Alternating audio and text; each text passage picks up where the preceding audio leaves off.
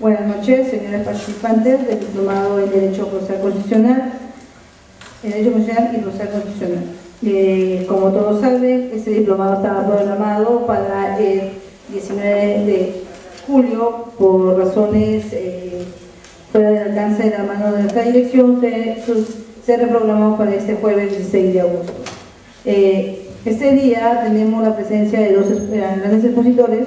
Uno de ellos es el doctor Fernando Delgado Lizuri, y más adelante se unirá el doctor José Palomino Manchego, quienes nos honran con su presencia para inaugurar nuevamente este diplomado.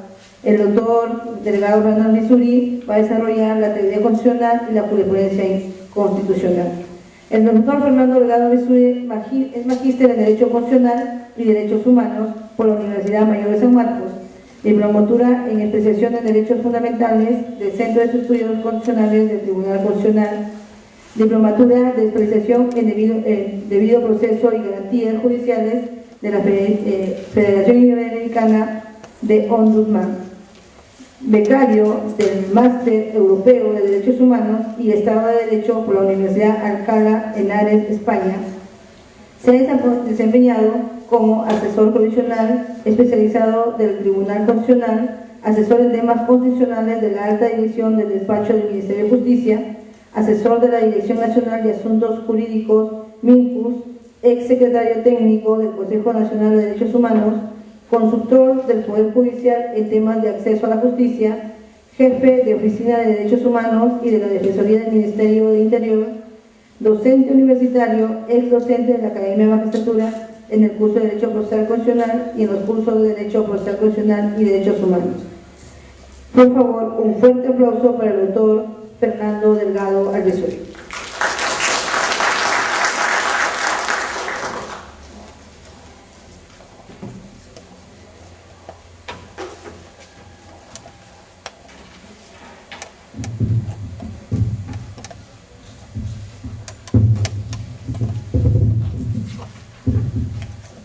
Señores, muy buenas noches. En primer término, quiero agradecer la gentil invitación del Ilustre Colegio de Abogados de Lima, en la persona de su decano y el director académico,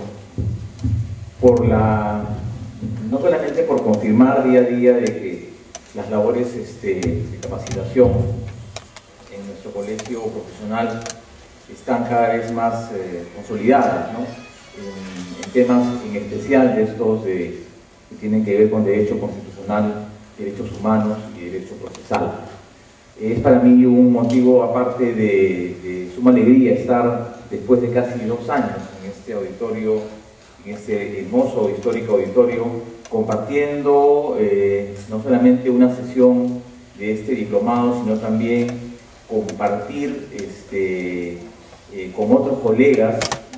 La verdad me sorprendí mucho cuando vi a docentes de talla en la malla curricular de este curso, y que me den también la oportunidad, por estas cuestiones del destino y las postergaciones que ya han dado cuenta, que me den también la oportunidad de inaugurar este evento. Y para mí es un enorme privilegio.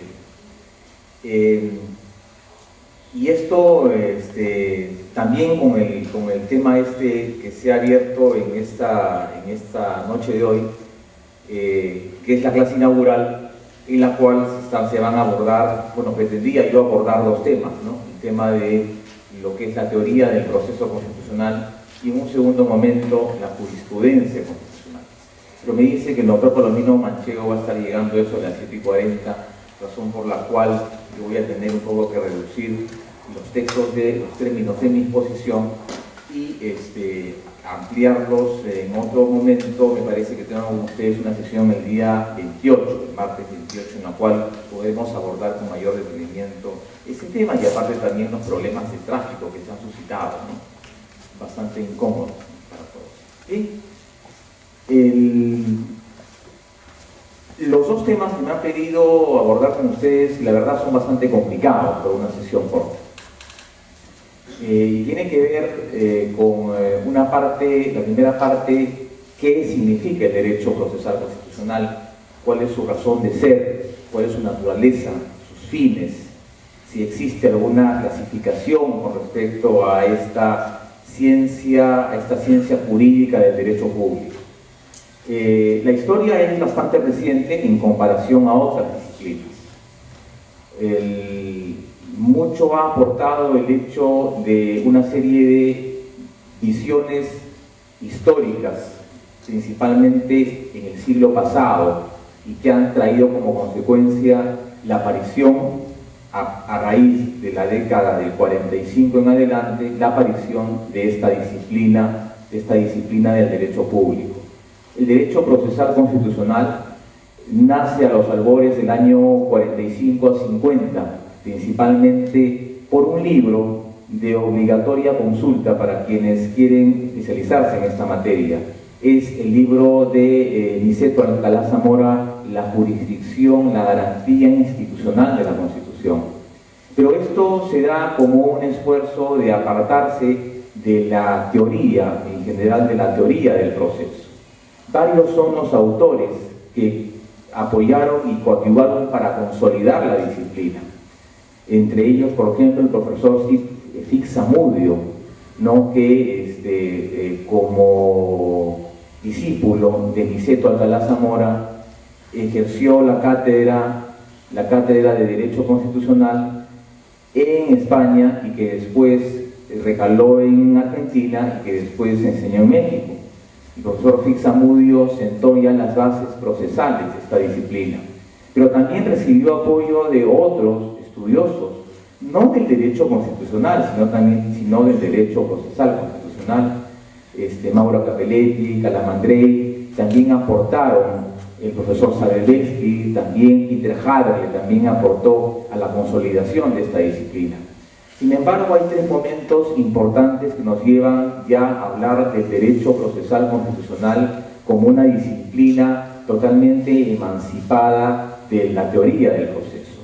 Tres hitos importantísimos. Uno de ellos es que debe caer la aparición, el año de 1900, algunos dicen 28, otros dicen 24, de esta teoría de la Constitución de Hans Kelsen, ¿no? La confirmación de esta pirámide kelseniana, la teoría pura de la Constitución, es definitivamente un hecho importantísimo y que consolida pues la figura de esta disciplina jurídica. La presencia, por ejemplo, de una cierta legislación allá por el año de 1890, la consolidación del recurso de amparo en el anteproyecto de la Constitución de Yucatán en México, por ejemplo, ¿no?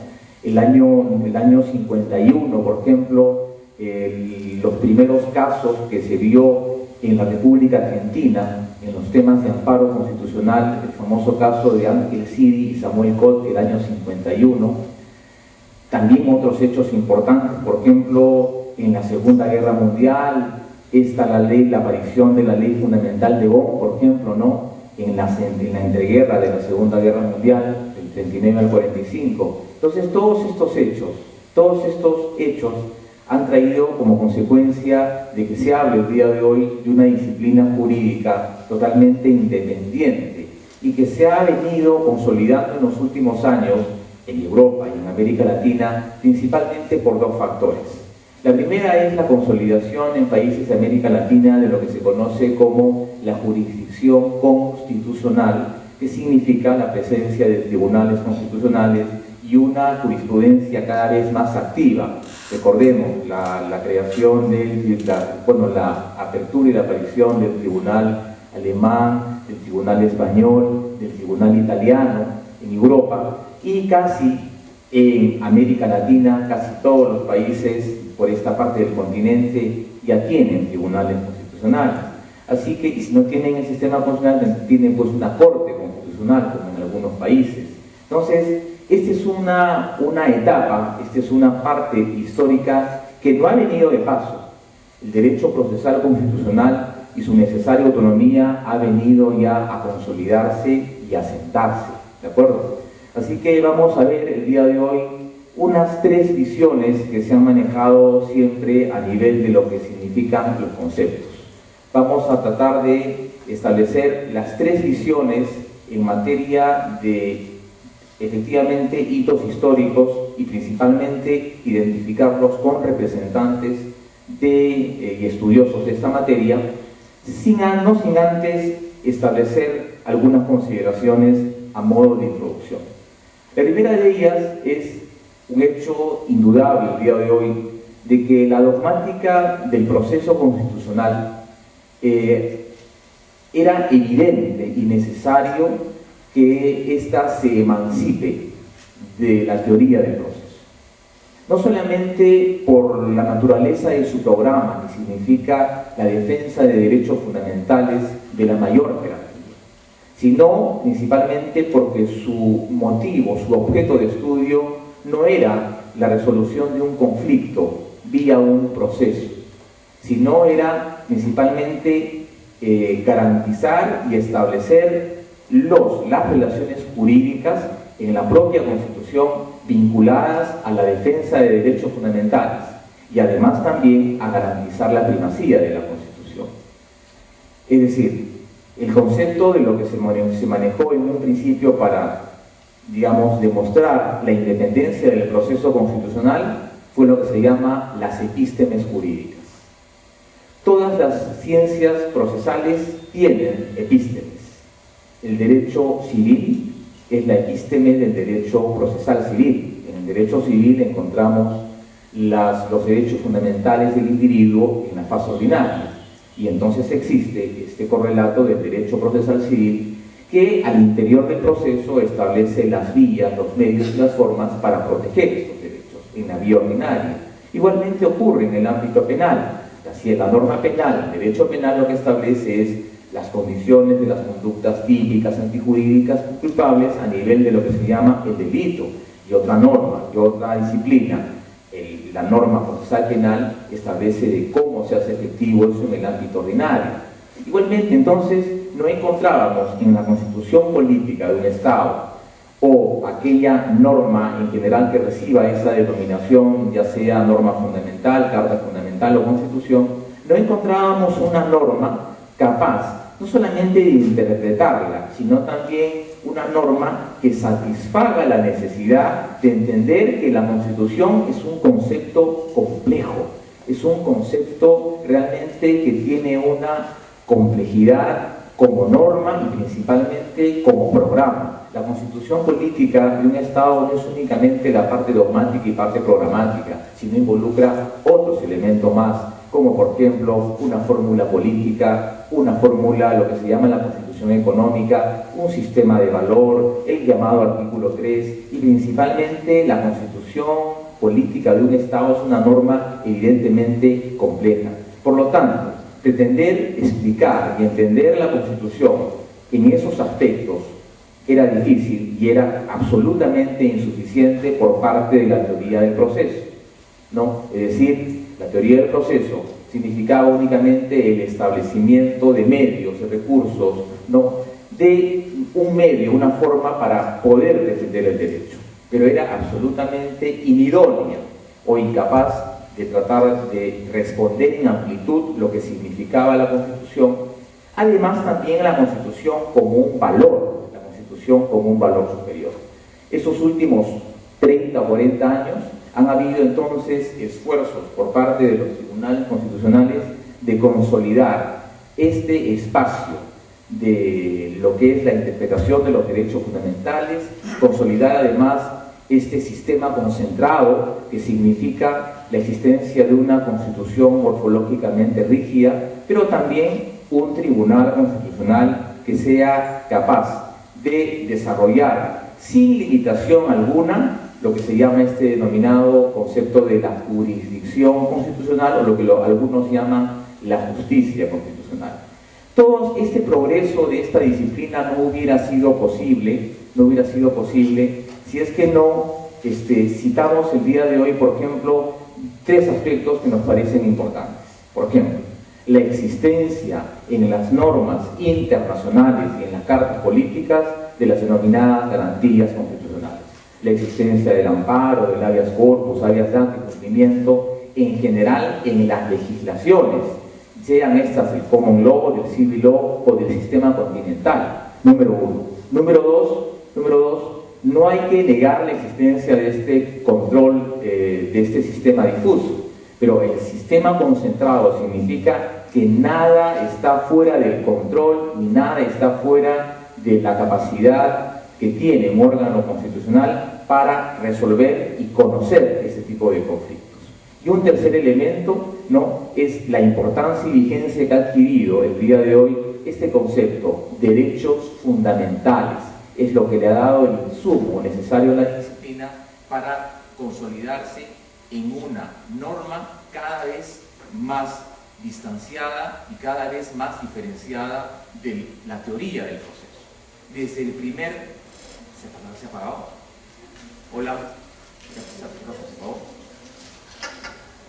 Desde el primer esfuerzo, desde los primeros artículos y estudios en materia del derecho procesal constitucional, ¿de acuerdo?, siempre era necesario que hagamos estas precisiones de carácter histórico. Bien, ¿qué es? Ah, bien, si no utilizamos, ¿se me escucha bien? Se me escucha bien. ¿Qué es el derecho procesal? ¿Qué es el derecho procesal constitucional? Algunos dicen, el profesor Sayolevsky decía que la primera discusión era si lo denominamos derecho procesal constitucional o derecho constitucional procesal. ¿Cuál sería la acepción correcta? ¿Derecho procesal constitucional o derecho constitucional procesal? Es importante esto porque uno de los elementos iniciales para entender un poco la disciplina jurídica a la cual pretendemos desarrollar es principalmente respondernos estas preguntas, ¿no? Aunque parecen preguntas trilladas o básicas.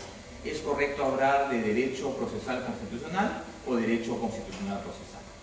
El profesor Sayolevsky decía que lo correcto es hablar de derecho procesal constitucional porque hacía este concepto referencia al conjunto de procesos, de medios, recursos y de vías que contenidos en la Carta Política que garantizaban principalmente dos finalidades. Uno, la vigencia de los derechos fundamentales mediante el reconocimiento de estos medios en la Carta Constitucional y en segundo término, también garantizar este concepto, que el seniano vigente al día de hoy, la primacía de la Constitución como la norma más importante en el sistema jurídico. Ese es, digamos, el concepto que se asume. El otro concepto, derecho constitucional procesal, es aquel que hacía referencia de cómo la Constitución desarrollaba a su interior una serie de procesos o de vías. Claro que sí, la Constitución no desarrolla procesos, la Constitución enumera las formas y las vías a nivel de, principalmente, jurisdicciones, la jurisdicción ordinaria y la jurisdicción que no está en la Constitución, pero que se asume como tal por la vigencia del control difuso, que es lo que se conoce como la jurisdicción constitucional. Entonces, este segundo concepto, derecho constitucional procesal, dice, es el conjunto de medios y formas de vías que se encuentran en la Constitución, pero sometido a una jurisdicción especializada. Sin embargo, creo que nos quedamos con este concepto de derecho procesal constitucional. ¿Tiene arreglo o no? Doctor, ¿usted es personal? ¿Cuál personal? Sí, Raúl. No sé, mira, hay un micrófono. Se ha ido la pila.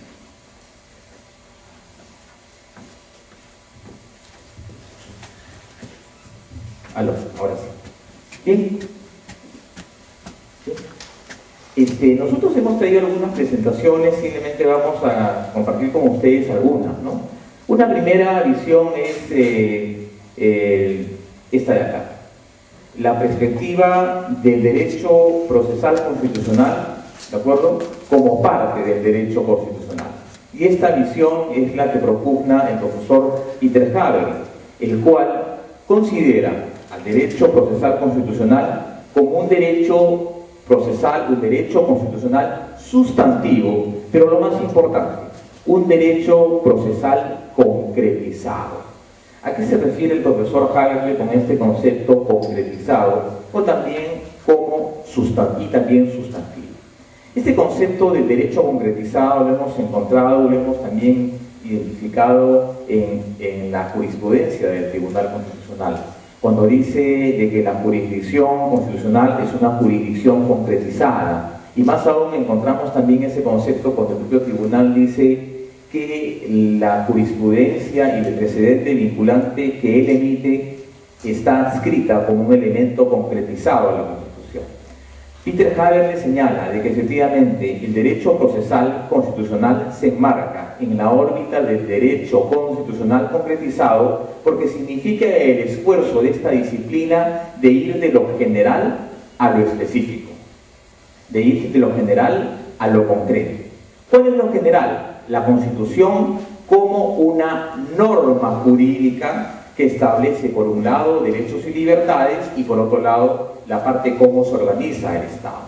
Pero en la parte ya no general, sino en la parte concreta, en el fondo la Constitución política de un Estado no es otra cosa que un valor fundamental. Y como valor fundamental, otra vez se me fue el sonido, y como valor fundamental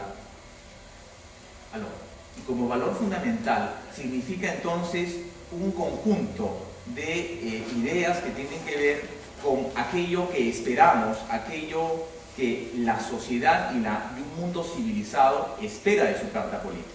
La Constitución para Peter Haberle es una visión concretizada de lo que se espera, y lo que se espera no es otra cosa que una suerte de regularidad en el sistema. Y la regularidad en el sistema, ¿qué cosa es? La vigencia de los derechos fundamentales y las libertades públicas. Entonces, para Peter Haberle, el derecho procesal constitucional es un derecho concretizado. Señala, dice, que es la particularidad o la peculiaridad de ese sistema es principalmente emanciparse. Es separarse e independizarse, garantizando y aparte proclamando la autonomía que debe tener esta ciencia jurídica del derecho público. ¿Por qué? Porque la ciencia procesal únicamente resuelve la contienda, el conflicto, simplemente resuelve la controversia. Pero cuando la controversia tiene un elemento mayor que convierte en complejo esta relación, nos referimos a ¿qué? A una competencia, a una facultad, o por último, a la existencia de un derecho fundamental. Por eso Peter Haberle en esta primera visión dice el derecho procesal constitucional como parte del derecho constitucional. Claro, no niega la disciplina madre, no niega que este derecho procesal constitucional resulta siendo la epísteme de la Constitución, aquella teoría del proceso aplicada a la Constitución.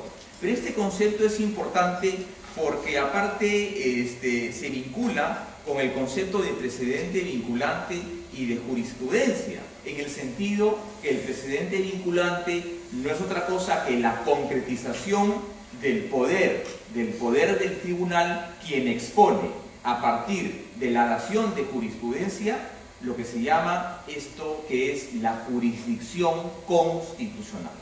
Un segundo elemento es una tesis intermedia. Esta tesis intermedia, como su nombre lo dice, tesis intermedia, se ubica que el derecho procesal constitucional se ubica entre la disciplina y la ciencia del derecho procesal. Esta segunda visión le corresponde al profesor Fixamudio, uno de los padres del derecho procesal, quien estuvo desarrollando al interior de la cátedra, no solamente en España, en México y en Argentina, el concepto de que el derecho procesal tiene esa naturaleza. ¿Cómo hacemos efectivo la defensa de un derecho? ¿Cómo protegemos? ¿Alguien me podría ayudar con el micro, por favor, porque parece que no suena? No suena, yo me escucho, pero veo que no hay... Disculpa por las interrupciones, ahora sí, ¿no? Ya. Ahora sí, ya. Les decía, el derecho procesal entonces, en esta segunda visión, se ubica dentro de la disciplina de la ciencia del derecho procesal. ¿A qué nos referimos? Fixamudio planteaba que cómo se hacía efectivo la defensa de cualquier derecho. Es evidente que mediante el proceso, ¿no? Es decir, nos acogíamos a una jurisdicción, la jurisdicción ordinaria, ya sea en la vía laboral, en la vía penal, y defendíamos, planteábamos ante esa judicatura la existencia de este derecho. En el fondo, la ciencia del derecho procesal constitucional usa la demanda, la excepción, la medida cautelar, el medio probatorio. Utiliza, por ejemplo, principios procesales básicos, principios de inmediación, gratuidad, dispositivo, iura non incuria y otros procesos. Pero con una diferencia, que la visión de Fixamudio no se orienta, como sí lo señala Carnelut y Calamandrei, en el sentido que la ciencia procesal tiene una finalidad pacificadora. El derecho procesal constitucional no tiene la finalidad de ser una ciencia procesal pacificadora. No busca la resolución de un conflicto, no busca la satisfacción de la necesidad personal o particular. ¿Cuál es la finalidad del proceso el día de hoy peruano? Garantizar un conflicto, resolver un conflicto de interés intersubjetivo orientado a garantizar la paz social, ¿no es así? Bueno, en el caso del proceso constitucional no tiene esa finalidad. Su finalidad es principalmente de orden público. El orden público significa la satisfacción plena de aquellos postulados de la propia Constitución. ¿Y cuáles son? La coexistencia, por ejemplo, civilizada de los individuos, el cumplimiento de las normas y garantizar aquello que nunca debería perderse de vista, garantizar la pureza del sistema y la supremacía de la Constitución. Por eso es que dije hace un rato que Kelsen está siempre presente en este tipo de aseveraciones, y Kelsen entonces ratifica su presencia cuando decimos que el derecho procesal se ubica dentro de la ciencia procesal, pero utiliza al proceso como medio para la defensa de un derecho fundamental. Entonces, esta segunda visión es la tesis intermedia planteada por el profesor Fixamudio. Una tercera visión, que es la visión híbrida del derecho procesal constitucional, es la que plantea el profesor Sabelbelsky. Señala que la jurisdicción constitucional y los procedimientos de aplicación de la Constitución para la resolución de casos implica una teoría de la Constitución como norma sustancial y una visión de la Carta Política que lleva aparejado un procedimiento. Esta visión híbrida del profesor Sabelbelsky entonces nos lleva a entender de que el derecho procesal constitucional, ya no como lo señalaba Fixamudio, ya no como lo señalaba el profesor Peter Haberle, debe contener principalmente una forma de interpretarse. Una carta política, la carta peruana, no tiene una forma de interpretación. Es decir, la Constitución política hacia sí misma no determina ni define en ningún momento cómo ella debe interpretarse. Claro, está el artículo 200, que lo que establece es una forma y un intérprete para hacer efectiva esa interpretación, pero no fija una interpretación, no dice que la interpretación de la Constitución debería hacerse mediante un método interpretativo constitucional, institucional, hermenéutico, histórico, tópico, no, en ningún momento. El derecho procesal constitucional debe llevar aparejado una interpretación de la Constitución, un sistema de interpretación que entonces garantice esa independencia, no en el proceso, sino en la visión. Repito, no en el proceso, sino en la visión. Cuando habla de que la resolución de casos lleva aparejada una teoría de la Constitución, entonces significa que la existencia de una interpretación constitucional supone que la existencia de un intérprete de la Constitución, un intérprete no originario, un intérprete no vulgar, sino el intérprete correcto y conforme a la Carta Política. ¿Cuál es? La existencia de un tribunal constitucional. Esa es la otra visión, la del profesor Sabelbelsky, la que habla acerca de la teoría intermedia. Luego de ver estas tres visiones, las cuales consideramos que coexisten el día de hoy en el plano práctico, porque una cosa es hablar de teorías, una cosa es hablar de teorías, de la parte dogmática, pero también encontramos en estas tres visiones cierta representación y cierta manifestación de estos conceptos en la jurisprudencia actual. Por ejemplo, cuando hablamos de este concepto de la concretización de la Constitución, no estamos hablando sino de la existencia del precedente vinculante. De la existencia del precedente vinculante. El precedente vinculante es la concretización del tribunal con respecto a la reiteración de fallos orientados a garantizar la seguridad jurídica. El precedente vinculante, en la lógica y en la visión del TC el día de hoy, es presentar dos cosas. El paradigma del Estado de Derecho es la técnica legislativa, mientras que el paradigma del Estado de Derecho constitucional es la eficacia en lo que se llama la jurisdicción, es decir, de las sentencias, pronunciamientos, decisiones judiciales. Son dos visiones total y absolutamente distintas. Una que garantiza una lealtad a la ley por el poder legislativo, y una segunda que garantiza la lealtad ya no al poder legislativo, sino al juez, a la judicatura. Es en esa órbita entonces en la que estamos nosotros el día de hoy conversando, la presencia de estos tres elementos.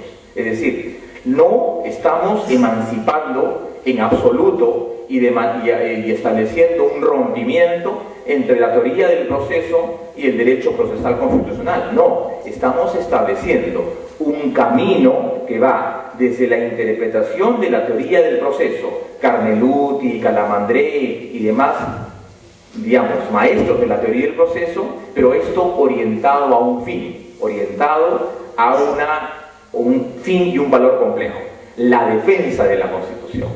Entonces, estas tres visiones no son incompatibles, yo les diría más bien se complementan dentro de la jurisprudencia constitucional. En esta segunda parte vamos a ver el derecho procesal y su objeto de estudio.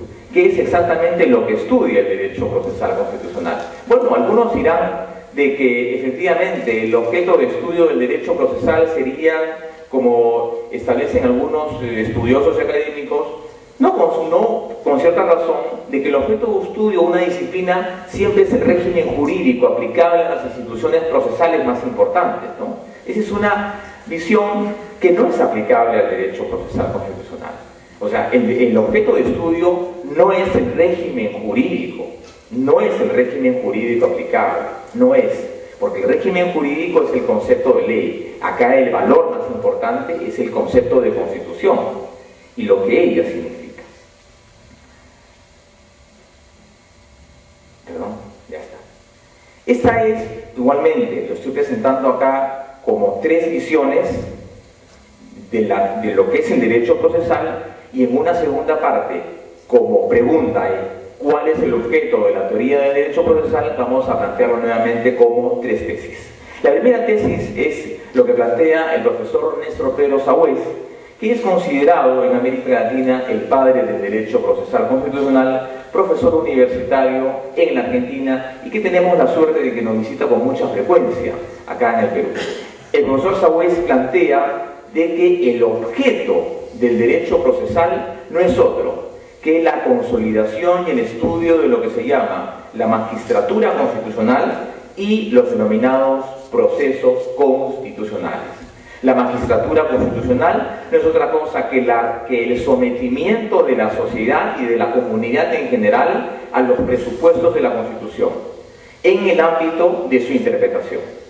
La existencia y la justificación de la magistratura constitucional significa la presentación de instancias, de medios, de mecanismos, es decir, el estudio de las relaciones que se plantea frente al Tribunal Constitucional, frente a los otros poderes que desarrollan este conocimiento de las garantías, los conflictos de competencia, las acciones de inconstitucionalidad, los problemas que se suscitan al interior de ese tipo de procesos. El profesor Néstor Pedro Sagüez dice: el estudio primordial del derecho procesal debería ser entonces, uno, la magistratura constitucional y los denominados procesos constitucionales. Este concepto, proceso constitucional, es un elemento nuevo en el vocabulario procesal, porque la legislación procesal hasta antes de la entrada en vigencia del Código no tenía ninguna referencia del proceso constitucional. Se conocía más bien desde la Constitución del 79 al 93 como garantías, ¿no? Acciones de garantía constitucional. Una de las innovaciones del código, y acá comenzamos a aterrizar dentro de este concepto, ya citando algunos aspectos legislativos para no abordar únicamente esta charla por temas doctrinarios, es que el concepto del proceso constitucional a raíz de lo que establece el código es un concepto novedoso, pero también que está orientado a incluir, digamos, lo que significa la finalidad del proceso constitucional. El proceso constitucional, y no lo ha desarrollado así el tribunal sino en doctrina, es aquel proceso, en primer término, autónomo, es decir, que tiene una regulación propia, claro, se nutre de otras disciplinas. Primer elemento, un proceso autónomo. Segundo elemento, importantísimo y básico de la dogmática del derecho procesal constitucional, es que el proceso constitucional tiene por finalidad garantizar la vigencia de la Constitución y el derecho y la protección de los derechos fundamentales.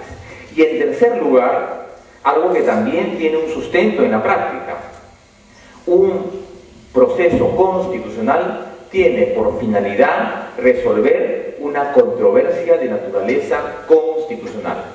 Este concepto es el que hace referencia el Código al 5.1 y al 5.2, el denominado contenido esencial de los derechos fundamentales, que ahora está considerado como un presupuesto básico para la admisión de procesos, lo que se llama las causales de improcedencia, llámese el 5.1 residualidad y el punto 5.2 contenido esencial.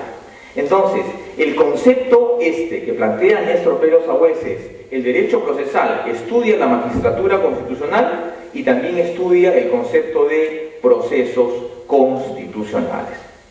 Una segunda tesis es la que plantea el doctor Domingo García Belaunde, el cual creo que ustedes van a tener la suerte de tenerlo acá, y sería pues un honor de que nos acompañe el maestro Domingo García Belaunde, en el sentido de que el objeto de estudio del derecho procesal es principalmente dos: la jurisdicción constitucional, los procesos y la magistratura constitucional, y además un derecho procesal general. Este proceso general, que también, digamos, derivaría un proceso constitucional particular, tiene una doble visión que se repite en la siguiente forma de entender el objeto del proceso. El derecho procesal tiene básicamente dos áreas. Una de ellas es el área funcional y la otra es el área orgánica. El área funcional es aquella que estudia el concepto de los procesos orientados a la defensa de los derechos fundamentales: el amparo, el habeas corpus, el habeas data y el cumplimiento. Mientras que el otro, el derecho procesal en su objeto orgánico, es aquel que tiene que ver ya no con la defensa de los derechos fundamentales, sino con aquellos mecanismos o formas en las cuales garantizamos la primacía de la Constitución. ¿Cuáles son? Las acciones de inconstitucionalidad y los conflictos competenciales. Es decir, dos procesos totalmente distintos. Uno se dice que es un derecho general. ¿Por qué? Porque le corresponde a la comunidad en general, a los individuos, el amparo, que duda cabe, general en su interposición, el habeas corpus igual, y el otro destinado a determinados sujetos, no a cualquier sujeto en general. Y también por el efecto y a qué normas está dirigida.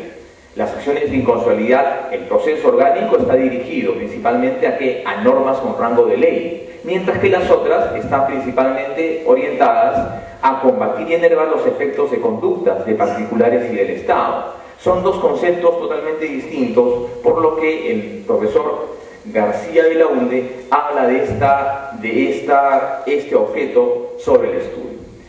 El profesor Fixamudio en su momento nos dice: el objeto del derecho procesal constitucional, dice, tiene por objeto los instrumentos procesales constitucionales dirigidos a la reintegración del orden.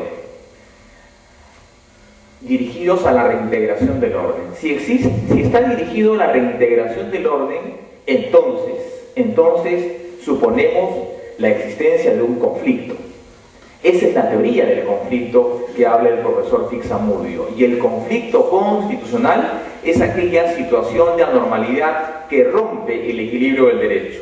La situación del conflicto, el profesor Fixamudio lo entiende de dos formas. O es aquella acción u omisión por parte del Estado, un tercero o un particular, o estamos hablando de aquella situación que significa una infracción a la Constitución. El objeto de estudio sería entonces las acciones u omisiones y en un segundo nivel las infracciones a la Constitución. Las acciones u omisiones dirigidas a los particulares y la infracción constitucional dirigida a las normas con rango de ley, pero que tendrían nuevamente, dentro de la lógica anterior, dos supuestos: procesos orgánicos y procesos de la libertad. Los procesos orgánicos contra las normas con rango de ley y los procesos de la libertad planteados principalmente por los particulares. Y una tesis amplísima del derecho procesal, la que postula el profesor Juan Carlos Hitters. Él dice que además de todo lo que se ha dicho de la magistratura constitucional, de la justicia constitucional y del proceso, también deberían incluirse otros elementos más que tienen un valor fundamental dentro del sistema jurídico. Por ejemplo, el elemento del debido proceso en general. O el otro, las garantías de las partes, las categorías de la jurisdicción y las garantías judiciales. El profesor Hitters ya va un poco más allá y dice: existen 4 derechos fundamentales, pero que también estos derechos tienen una triple visión. Son derechos, son valores y también son garantías. Por ejemplo, el derecho al debido proceso. El debido proceso es un componente de una naturaleza compleja. Es un derecho fundamental que garantiza el acceso a la justicia, la jurisdicción predeterminada por ley y un derecho de defensa. En segundo término, ¿qué es lo que garantiza el debido proceso? La existencia de un valor en la Constitución. Y un tercero es, que duda cabe, un principio de la relación y es una garantía institucional. El concepto de vida humana, igual. La dignidad humana, otro concepto que también lo señaló el profesor Hitters. Hay elementos que tienen esa triple identidad que deberían ser objeto también por parte del derecho procesal constitucional. Quedémonos con un concepto. Dice: el derecho procesal constitucional es aquella rama del derecho público. Sí, del derecho público. Del derecho público, ¿por qué? Porque una de las partes necesariamente tiene que ser el Estado. Es público, es una res pública, que establece las normas procesales, orgánicas y funcionales. Esta definición incluye dos conceptos: orgánicas y funcionales. Orgánicas en el ámbito de las garantías, en el ámbito de los procesos, y funcionales en el ámbito de las competencias y funciones atribuibles a los órganos estatales, es decir, lo que se llama el derecho procesal funcional. Incluye estos dos elementos, necesarias para dar eficacia real a la normativa. Cuando se habla de normativa, ¿se habla de qué? En el fondo no hace alusión a la rigidez, a la existencia de esta pirámide que señala, la cual definitivamente consolidamos y ratificamos el día de hoy. Este es el concepto, digamos, operativo, y que en una sesión como esta, en la que pretendemos desarrollar a nivel de doctrina el derecho procesal constitucional, consideramos como válida y aceptable. Desmembrando este derecho procesal, tiene principalmente 3 áreas temáticas.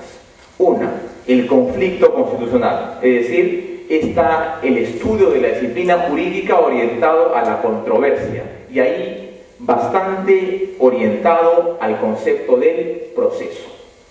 ¿Cuál es? El estudio de la demanda constitucional, que debería tener por lo menos un derecho fundamental, digamos, reconocido en la Carta Política. El estudio, por ejemplo, de las excepciones en el proceso constitucional, los medios probatorios, en fin. Eso no es otra cosa que reconocer la parte inicial, la primera teoría, ¿se acuerdan? La teoría que reconoce que el derecho procesal forma parte de la teoría del proceso. Un segundo es el derecho procesal orgánico, el que hicimos ya referencia hace unos momentos, es decir, garantía, jerarquía, vigencia, coherencia del sistema. Y un tercero, un derecho procesal de carácter funcional, es decir, la existencia de garantías constitucionales. ¿Y cuáles son los elementos del derecho? 3. Jurisdicción, procesos y acción. Dentro de estos tres elementos, jurisdicción, procesos y acción, encontramos un sinnúmero de contenidos relevantes de estudio. Por ejemplo, dentro de lo que podemos hablar del concepto de jurisdicción, vamos a retroceder, el concepto de jurisdicción constitucional, encontramos, por ejemplo, temas tan importantes como, por ejemplo, la coexistencia de un control concentrado y un control difuso, ¿no? ¿No es así? La existencia de estos dos sistemas de controles que coexisten el día de hoy en el Perú. Un control concentrado que lo ejerce el TC y un control difuso que lo hacen o que lo ejercen los tribunales administrativos conforme a la jurisprudencia que el propio tribunal ha establecido. El precedente vinculante del control difuso. ¿Quiénes podrían hacerlo? El Jurado Nacional de Elecciones, el propio tribunal, el Poder Judicial, pero además también podrían hacerlo los órganos colegiados administrativos. Este control concentrado, este control difuso no es otra cosa que interpretación que debería ser notoriedad administrativa con respecto a la prevalencia de normas. Debe preferir siempre la norma con mayor nivel, con mayor rango constitucional con relación a las normas de menor jerarquía. Y es algo que digamos, es parte de esta definición operativa como elemento, la jurisdicción constitucional. Por ejemplo, otro elemento, el proceso constitucional. Y ahí estudiamos el amparo, el habeas corpus, dentro de un punto de vista no de la teoría del proceso, sino de lo que significa como un proceso constitucional, un elemento propio de esta nueva disciplina. El concepto de acción. El concepto de acción, por ejemplo, involucra la titularidad, la representatividad, la existencia de los controles, la existencia, por ejemplo, del interés difuso para plantear una demanda. Cuando uno plantea una demanda de inconstitucionalidad, ¿cuáles son los supuestos? Por ejemplo, debería haber siempre este concepto que tiene que ver con la titularidad en el derecho, o a veces quien plantea la demanda no siempre pues el titular del derecho, lo que se conoce como intereses difusos. Todos estos conceptos que se manejan en doctrina son importantes. ¿Por qué? Porque orientan un poco el estudio del conocimiento. Sin embargo, lo que consideramos necesario en un estudio como este, rápido y sistemático, es en qué medida estas tres visiones, estas tres tesis del derecho procesal y estas tres tesis que orientan el objeto del estudio constitucional pueden vincularse en algún momento a la jurisprudencia que se ha emitido por parte del TC. ¿Cómo vinculamos estos conceptos en doctrina, importante, necesaria e indispensable, con el hecho de la jurisprudencia? Finalmente, para culminar esta primera parte de la clase, ¿cuáles son las funciones que tiene este derecho procesal constitucional? Dijimos en un principio de la clase que la función principal no es una función pacificadora, no es una función de resolver un conflicto de intereses sobre la base de una aspiración legítima a la paz social. No, es una finalidad de orden público, es decir, garantizar la existencia de valores superiores. Pero la finalidad es, número uno, las funciones que cumple el derecho procesal es incorpora normas destinadas a una protección efectiva de la Constitución por medio de procesos especiales. Eso también lo planteó el maestro García Belaúnde, el profesor Juan Carlos Gitter, la incorporación del debido proceso legal, de, por ejemplo, las garantías institucionales como mecanismo de defensa de la Constitución. ¿Qué duda cabe, señores, que cuando planteamos un habeas corpus como abogado particular o como abogado litigante, estamos en el fondo que garantizando lo que se llama la vigencia de la Constitución?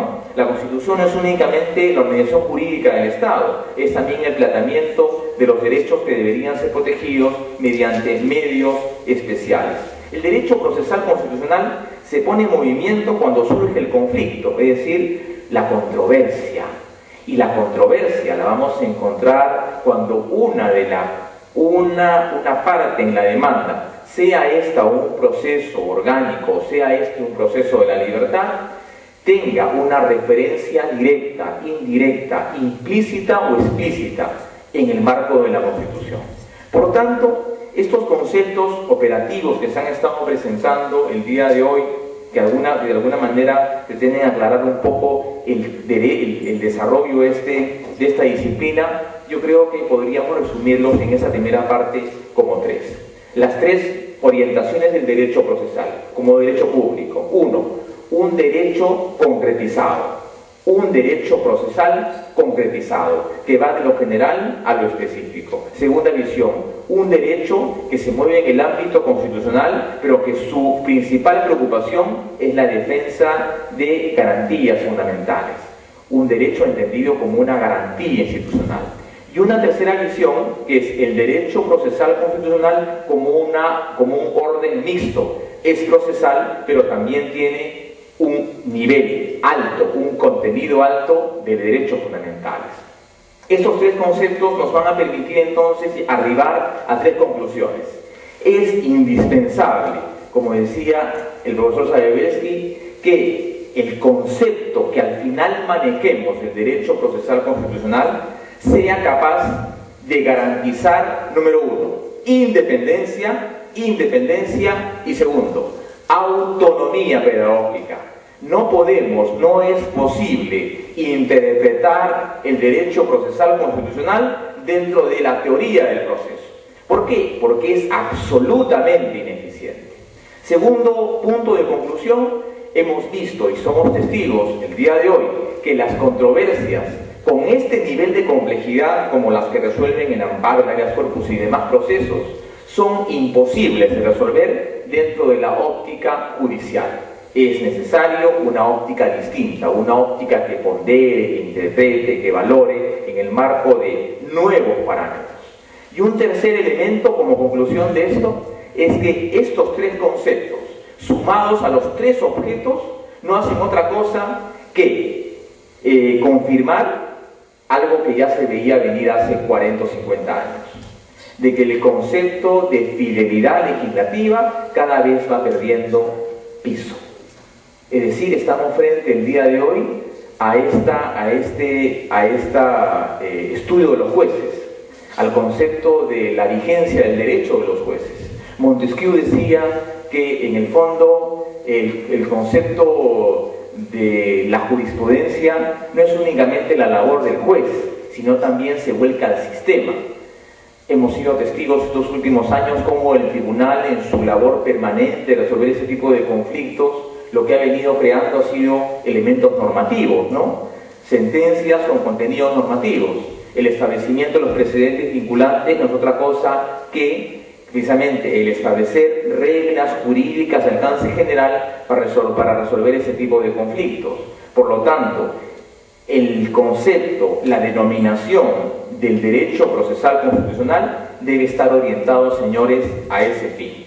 ¿A qué? A garantizar principalmente la puridad del sistema. En un segundo momento, y brevemente, porque ese tema lo vamos a desarrollar, me parece que en la quinta o sexta sección, cuando veamos el tema de autonomía procesal constitucional. Este segundo punto yo quisiera más bien tener algunas ideas fuerza, ideas claras con respecto a lo que significa y lo que es el día de hoy el valor de la jurisprudencia constitucional. Me pidieron en el temario, en la malla curricular, que desarrolle con ustedes el concepto de no de precedente vinculante, sino de jurisprudencia constitucional. Y en el fondo, cuando comencé a hacer la búsqueda hace algunos años para ilustrarme en el tema, por esta preocupación personal de la disciplina, comencé a darme cuenta de que existían tres problemas en el ámbito de jurisprudencia. Tres problemas. Un primer problema, y esta es una preocupación que se los traslado a ustedes, es cómo podemos hablar en el fondo del concepto de jurisprudencia cuando nos encontramos en un escenario en el que distintas escuelas jurídicas, llámese el common law, el realismo norteamericano y una escuela continental y una escuela hispánica, comparten distintas visiones sobre lo que significa la jurisprudencia. Cada sistema jurídico le brinda al concepto de jurisprudencia y una jurisprudencia añadida, optimizada, precedente vinculante, un distinto contenido y un distinto valor. En el caso de la jurisprudencia a nivel, por ejemplo, en el derecho anglosajón, donde nace, la jurisprudencia y el precedente vinculante es un precedente, es un acto judicial principalmente persuasivo, más bien elástico, ¿no? Se cambia, se modifica con el tiempo. Mientras que en el ámbito, por ejemplo, del sistema norteamericano, el caso más emblemático, ¿no? El famoso caso del juez Marshall, Madison vs. Marbury, encontramos ahí que la visión del precedente y la jurisprudencia tiene un efecto normativo básico, fundamental, ¿no? Frente a una existencia de una carta de derechos, la jurisprudencia realmente es una jurisprudencia viva, permanente y efectiva. Y en el caso de América Latina, mal que bien hemos asumido una u otra posición con respecto al tema del precedente vinculante y la jurisprudencia. En América Latina hemos optado por una o por otra, y en el caso del Perú ha sido, digamos, mucho más, el caso peruano ha sido ya casi a 10 años de entrada en vigencia del Código, yo diría más bien, y permítanme este comentario, desautorizado, por cierto, de mi parte, en el sentido de que en el caso peruano ha tenido pues un efecto importantísimo en los últimos años y ha ido más allá que otro tipo de legislaciones en el contexto del derecho comparado, ¿no?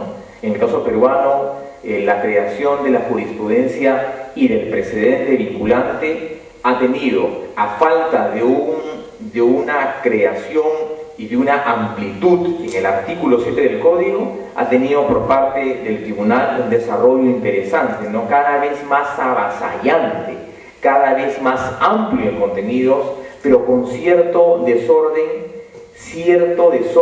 y ciertos vacíos legislativos en algún momento, si es que el tiempo lo permite, el auditorio así lo considera, podríamos compartir, ¿de acuerdo? Pero en el caso, esa primera preocupación con respecto al tema del precedente vinculante y la jurisprudencia es que depende mucho en qué sistema nos movamos. Primera preocupación. Segunda preocupación es que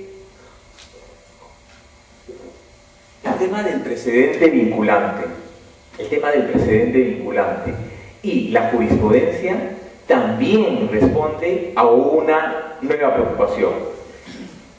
Este precedente vinculante, que es en el fondo una sentencia judicial, ¿qué ubicación tiene en nuestro sistema jurídico? ¿Es una fuente primaria? ¿Es una fuente de segundo nivel? ¿Está por debajo de la Constitución? ¿Está por debajo de la ley orgánica? ¿Dónde está en la pirámide kelseniana? En el fondo, el precedente no es otra cosa que una sentencia que tiene implícito una regla jurídica. ¿Dónde está en el sistema jurídico actual? ¿Dónde? Hay realmente dos realidades totalmente distintas. Para un procesalista, un lego en derecho dirá, pues señor, el precedente y la jurisprudencia está en el último nivel de la pirámide kelseniana, conjuntamente con los laudos arbitrales, ¿no? ¿Es así? Mientras que otro con otra visión de derechos fundamentales y dado al tema constitucional dirá, no, Peter Haber le ha dicho de que el precedente vinculante es una norma adscrita a la Constitución, por lo tanto no está en el penúltimo, está en el primer nivel, está en el segundo nivel, conjuntamente con los tratados, conjuntamente con la Constitución Política del Estado. Entonces ahí viene la otra preocupación, es qué valor le damos al precedente, qué valor tiene la jurisprudencia en nuestro sistema jurídico, más aún cuando comparamos que en la legislación procesal tiene un valor primario, un valor de primer nivel, mientras que en la legislación del Poder Judicial, conforme lo vamos a ver en un artículo de la ley orgánica, simplemente invoca a los jueces al cumplimiento de la decisión que se pueda desprender de la decisión de los jueces. Entonces, son dos conceptos distintos que responden también a dos realidades distintas. Y la tercera preocupación es ¿cuál es el nivel de aceptación por parte de la colectividad que en suma va a ser el que va a recepcionar esa carga, esa regla jurídica? El ciudadano acepta el precedente vinculante como tal, lo acepta como regla jurídica, como norma jurídica de cumplimiento obligatorio. Es decir, estamos frente al distanciamiento de la norma, ¿con quién? Con el legislativo, con el legislador. Pero recordemos recordemos que el tribunal no es un legislador, pues es un legislador negativo, ¿no? ¿Cómo se han cambiado en los últimos años esta figura del dador de leyes? Ya no es el legislativo, ahora ¿quién es? Es el Tribunal Constitucional, mediante las sentencias normativas, mediante las sentencias con o sin precedente, mediante estas, si mal no recuerdo, a la fecha serán 39 o 36, estas 36 normas jurídicas y como una presentación un poquito compleja, un poquito confusa, ¿no? Porque también hay, digamos, habría que hacer algunas correcciones a este tipo de formas de solución de conflictos. Entonces, esas son las 3 preocupaciones que quería compartir con ustedes con respecto a este concepto de precedente vinculante y jurisprudencia. No sé qué pasa con esto, un segundo, por favor. Hay que hacer una distinción, ¿no? Precedente vinculante y jurisprudencia constitucional. Un poco de historia. El concepto del precedente tiene su origen en el derecho anglosajón, ¿no? En el derecho anglosajón, en donde se desarrolla y luego es asumido por la jurisdicción norteamericana y quien lo desarrolla y quien lo enarbola al concepto, digamos, más acabado de su jurisprudencia. Acá están las 2 escuelas, ¿no? Una escuela anglosajona que plantea que el precedente es vinculante y que la jurisprudencia es, digamos, dinámica, variable, persuasiva. Resulta una invocación. Mientras que el sistema norteamericano es un sistema mucho más duro, menos permeable, pero también es poco variable. En doctrina tenemos varios conceptos que habría que simplemente precisar para que no se preste a confusión con respecto al tema de precedente y de jurisprudencia. Jurisprudencia, que es el conjunto, el universo de decisiones judiciales emitidas por los órganos judiciales en determinado contexto. Es el concepto de jurisprudencia. Jurisprudencia constitucional también se entiende en el sentido lato el universo de sentencias, de decisiones. El concepto de jurisprudencia viene la decisión de un juez prudente, juris, juez prudentia. La decisión de un juez prudente, la decisión de un juez en el sentido adecuado, capaz de proteger al derecho. En el estudio de los anales históricos se podrá ver que el concepto de jurisprudencia es ese, la sabia decisión de un juez en un caso en concreto. Por eso ahí viene jurisprudencia, ¿no? El dicho del juez como la prudencia debida. Jurisprudencia vinculante y obligatoria, y esto es un concepto que la ley, que el código procesal y la 23.506 y normas constitucionales ya han venido desarrollando. Una jurisprudencia vincula y obliga. ¿Vincula a quiénes? Vincula al Estado. Vincula al Estado y aparte además una sentencia judicial, una sentencia de ese nivel, una sentencia emitida por un órgano constitucional, ratifica pues lo que es el principio de autovinculación del juez. Si el juez emite una sentencia, el juez es el primero en verse obligado por esa decisión. Sería absurdo que el juez desconozca su propia decisión, propiciando con esto una dispersión o un desconocimiento de su propia autoridad. Si uno hace alguna acción o una obra, lo primero es asumir su responsabilidad.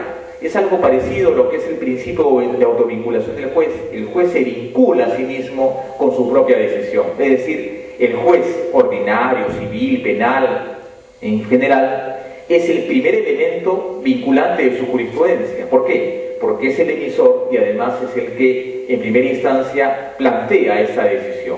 Hablamos de precedente vinculante, cuando exista una decisión judicial que se reitera y que se mantiene en el tiempo, pero tiene para tal efecto la existencia de una decisión que precede. Cuando hablamos entonces de vinculante y obligatorio, hablamos de 2 elementos fundamentales en las sentencias constitucionales. ¿Vinculan a quiénes? Demandante y demandado, pero también al Estado en su cumplimiento y en su ejecución y en su protección. Y también resulta obligatoria porque el Estado ha establecido normas específicas para la protección de esa sentencia, a diferencia del Poder Judicial, que al haber creado, por ejemplo, el proceso de ejecución de sentencias judiciales, ¿qué es lo que le dice a la colectividad? Incumple la sentencia, pero tendrás un proceso específico para hacer validar esta decisión. En el ámbito del derecho procesal, en el ámbito de este estudio sistematizado de jurisprudencia, se entiende que la jurisprudencia emitida por el tribunal, siendo última y definitiva instancia, no solamente vincula a las partes, vincula al Estado, sino también establece un tratamiento especial, diferenciador, por ser una jurisdicción especializada, diferenciada, de urgencia. El otro elemento, precedente vinculante y precedente judicial. Yo no quiero entrar mucho en este concepto que es bastante amplio entre la diferencia del precedente judicial y el precedente constitucional. Simplemente decir que la propia ley orgánica del Poder Judicial ha desarrollado el concepto de precedente judicial. Para mí existe un solo precedente. Y el precedente es aquella regla jurídica expuesta en un caso en concreto, sobre un caso en particular, y que establece un devenir, una consecución en un razonamiento y en una acción.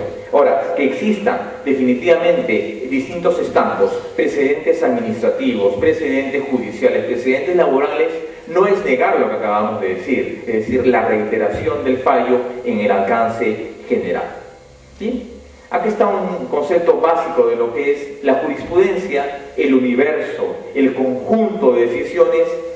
Se refiere a las acciones en general de los órganos y de los tribunales en general de la justicia ordinaria. Acá hay un concepto también interesante que es la jurisprudencia como fuente del derecho. Las decisiones judiciales, señores, no siempre, en principio, no son siempre vinculantes a las partes. O sea, no vinculan a las partes. La primera debilidad que encontramos en el precedente vinculante es que el precedente vinculante tiene implícita decisiones. Se refiere a las acciones en general de los órganos y de los tribunales en general de la justicia ordinaria. Acá hay un concepto también interesante que es la jurisprudencia como fuente del derecho. Las decisiones judiciales, señores, no siempre, en principio, no son siempre vinculantes a las partes. O sea, no vinculan a las partes. La primera debilidad que encontramos en el precedente vinculante es que el precedente vinculante tiene incita una limitación. Y la limitación que vamos a mencionar es aquello que lo convierte en un elemento limitado para ser una regla jurídica de derecho. El precedente vinculante solamente se aplica a casos homólogos. ¿Qué significa lo homólogo? Parecido, similar, que tenga algún elemento en comparación del otro. ¿Qué es lo homólogo? ¿Qué se entiende como homólogo? ¿Qué es homólogo? Homólogo significa igual, ¿de acuerdo? Igual. Si entonces el precedente vinculante solamente se aplica como en casos homólogos, significa que cuando se rompe esa igualdad el precedente no se aplica. ¿Sí? A diferencia de la ley, que tiene esa vocación de ser aplicable a todos los casos. ¿Sí? Presentemos el siguiente ejemplo. El precedente vinculante solamente se va a aplicar, en este caso en concreto, a las personas que están acá. ¿De acuerdo? A las personas que están acá. A uno de los presentes le hemos aplicado un precedente vinculante porque existe un elemento fáctico entre el precedente y el hecho. ¿Sí? Entonces el precedente vinculante aplicable al señor que está aquí sentado en la segunda fila solamente le será aplicable al señor que está en la primera fila, en tanto que los supuestos fácticos sean los mismos. ¿Sí? ¿Por qué? Porque son homólogos. Comparemos. Y si yo en vez de aplicar un precedente vinculante quisiera aplicar una norma, por ejemplo, cualquier norma, todos los que están acá tienen que pagar impuestos. ¿La norma hará diferencias? No. El impuesto es para todos. O doy otra norma. Todos los acá presentes están en la obligación de cumplir la ley. ¿Alguno está exceptuado de cumplir la ley? No. La ley tiene entonces una vocación totalizadora. El precedente tiene una vocación limitada. Dice, en tanto sea aplicable en casos homólogos. Esta presentación nos dice, en principio, no son vinculantes sino para las partes que intervinieron en el proceso. La jurisprudencia, como fuente del derecho, resulta abiertamente limitada, porque solamente vincula a quienes están en el proceso. En tales casos, dichas decisiones se convierten en precedente vinculante. Entonces, concluyamos. El precedente vinculante es aquella decisión judicial en un caso en concreto, pero que establece un criterio con respecto al cual los otros jueces deben seguir ese derrotero. Por tanto, el precedente vinculante es siempre una jurisprudencia, pero toda jurisprudencia no es siempre un precedente vinculante. ¿De acuerdo? El otro elemento, también complejo, antes de entrar a la ley orgánica del Poder Judicial, para que simplemente hacer la precisión y el distingo, es que el concepto del precedente vinculante históricamente es entendido, tanto en el civil law como en el common law, es siempre entendido como la existencia de una decisión que se da en el tiempo y que se repite o se reitera.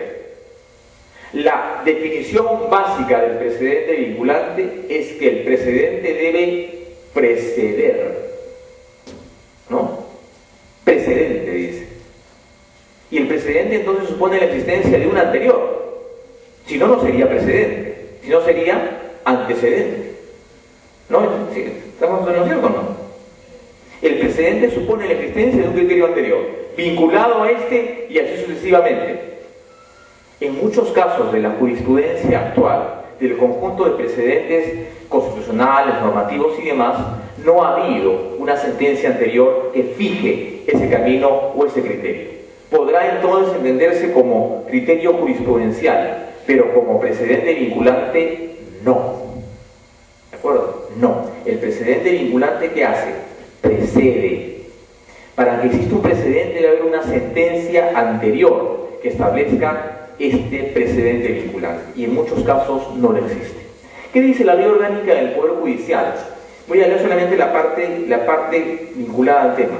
Artículo 22 de la ley orgánica del Poder Judicial.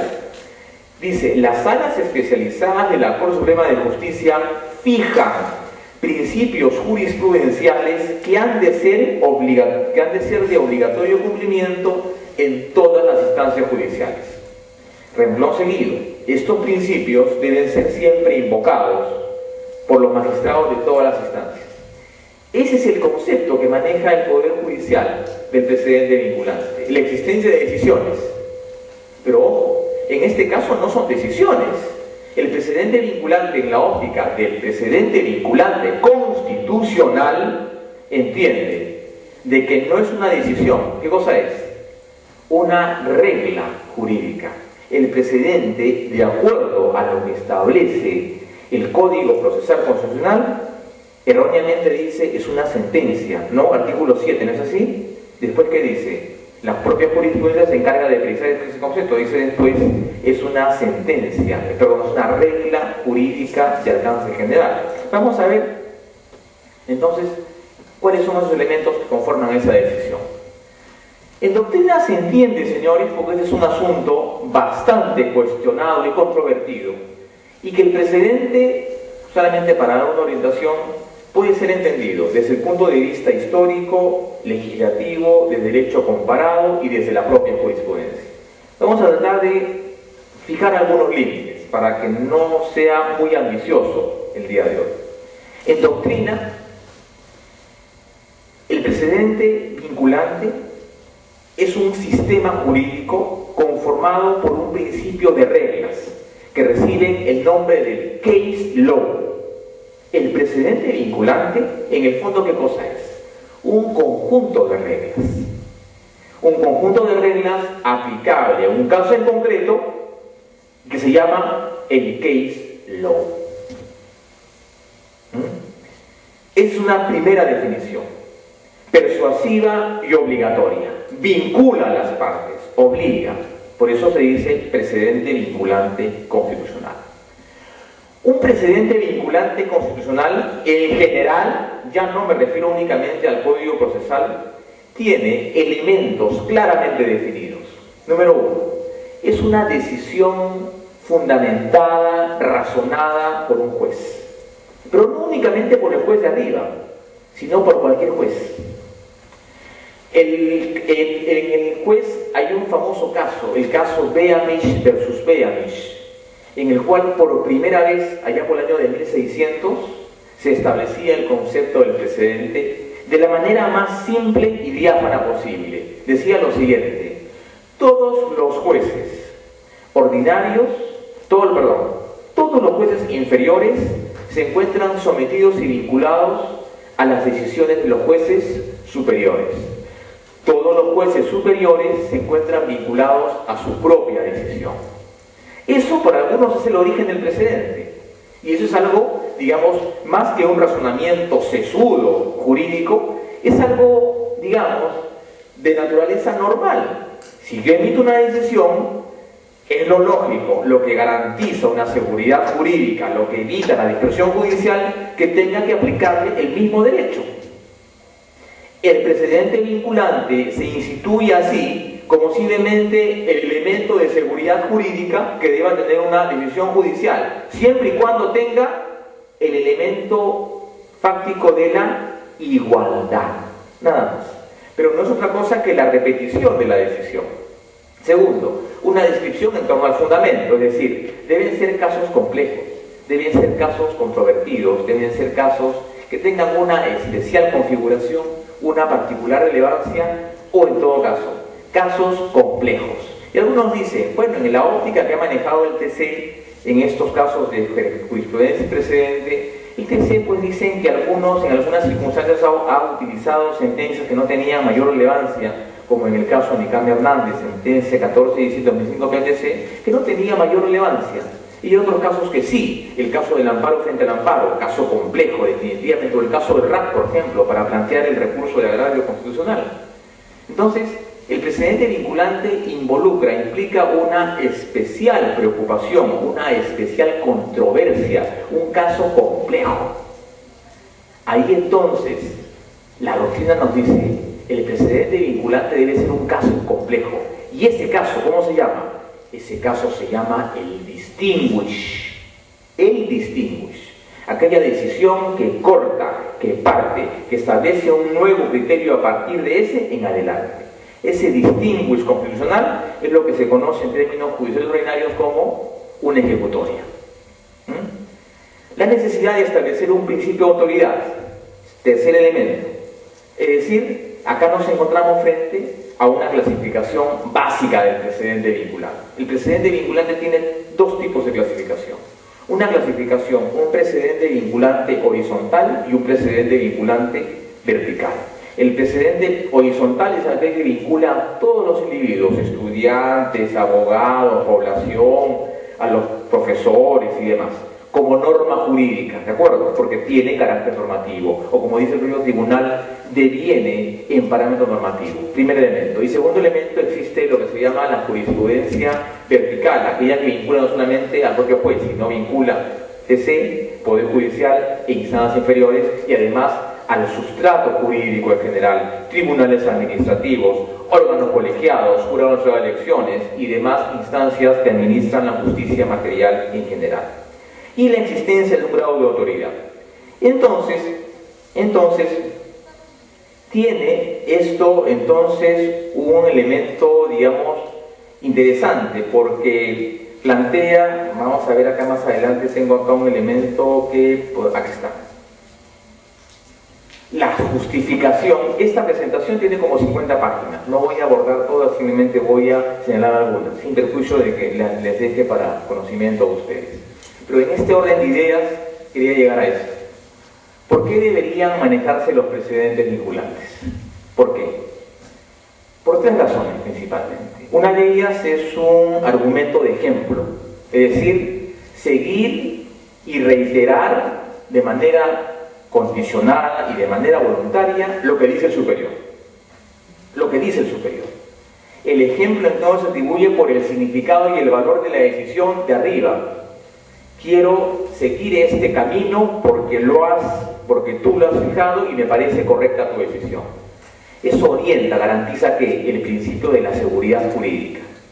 La primera razón por la que deberíamos seguir un precedente es por el argumento del ejemplo. Segundo, el elemento de la autoridad. El concepto de la autoridad fija el criterio para abajo, establece lo que se llama el precedente vinculante de manera vertical. El de abajo no puede contradecir al de arriba. El de arriba fija las pautas de actuación para quién, para el de abajo. ¿Quién fija los elementos del precedente vinculante? La Corte Suprema. ¿Quién fija en materia del Poder Judicial? ¿Quién fija en materia de la jurisdicción constitucional? El Tribunal Constitucional. ¿De acuerdo? El elemento de autoridad. El argumento de la justicia formal exige que determinados casos sean resueltos de manera semejante como lo han sido anteriormente. Entonces acá se plantea la figura de lo que se llama el silogismo, ¿no? Silogismo en la lectura del tema histórico del precedente vinculante, por ejemplo, decían de que se aplica el principio de la justicia formal como un silogismo. Decían, por ejemplo, que en el precedente vinculante inglés decían, por ejemplo, ¿y cómo se aplica el precedente ahí en el sistema del common law? Decía lo siguiente: el juez tenía en su caso, bajo su conocimiento, un caso que el perro, un señor tenía un perro y el perro mordió a una persona. ¿Cómo fijamos estos moros que vemos? El perro mordió a una persona. ¿Qué hay, digamos, como elemento que podríamos compartir el día de hoy dentro de los elementos complejos de lo que es el precedente y la jurisprudencia? Es el siguiente. El precedente vinculante ha traído como consecuencia de que se pretenda, digamos, mejorar un poco lo que se llama el nivel de predictibilidad de las decisiones judiciales. Número uno. El segundo valor importantísimo es que en un modelo, en una situación en la cual existen no distintos intérpretes, sino distintas formas de ver, como hemos visto, una forma de ver dentro de un punto de vista de la jurisprudencia del TC, un modelo de jurisprudencia en el caso del Poder Judicial. Es necesario cierto nivel de uniformidad de las decisiones.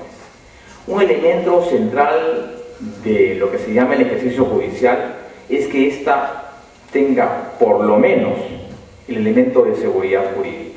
Y ahí entonces había el principal cuestionamiento con respecto al precedente vinculante, que decía que el precedente vinculante no tenía un sustento en la Constitución Política del Estado. Algunos decían que sí, pues la autonomía procesal constitucional le daba un basamento en la jurisprudencia para que éste pudiera desarrollarse a nivel de la propia jurisprudencia, más allá de lo que establecía el artículo 7 de la Constitución, del Código Procesal Constitucional.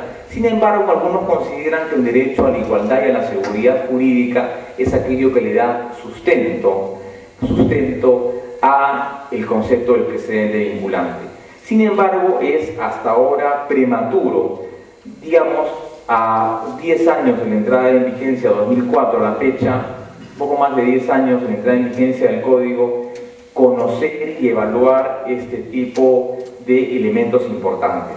Yo creo que todavía ha habido un valor importantísimo, un sentido importantísimo en estas sentencias que ha emitido el TC, en estas reglas jurídicas, como se dice, pero lo más importante es en qué medida estos precedentes vinculantes han sido capaces de interactuar y calar en el individuo, ¿no? Entonces somos testigos de un cambio, y el cambio principalmente en ese cambio que les dije en un principio. Si el paradigma en un Estado de Derecho, en el Estado de Derecho, antes era el concepto de la fidelidad al elemento legislativo, estamos ahora asistiendo a lo que es el paradigma de lo que significa la justicia y la jurisdicción en materia constitucional. Yo con esto me despido, agradeciendo nuevamente al Colegio de Abogados por la gentil invitación. Voy a estar, me parece que de acá a unas 4 o 5 sesiones más con ustedes, y nuevamente expresarles mi complacencia, mi gratitud y mi reconocimiento al colegio por la invitación y por la oportunidad de estar con ustedes y de compartir ese escenario con docentes, catedráticos de primer nivel como el doctor Colombino Mancheo, que nos acompaña esa noche, y con los otros docentes, que duda cabe, docentes con la mayor solvencia y conocimiento del tema. Señores, muchísimas gracias.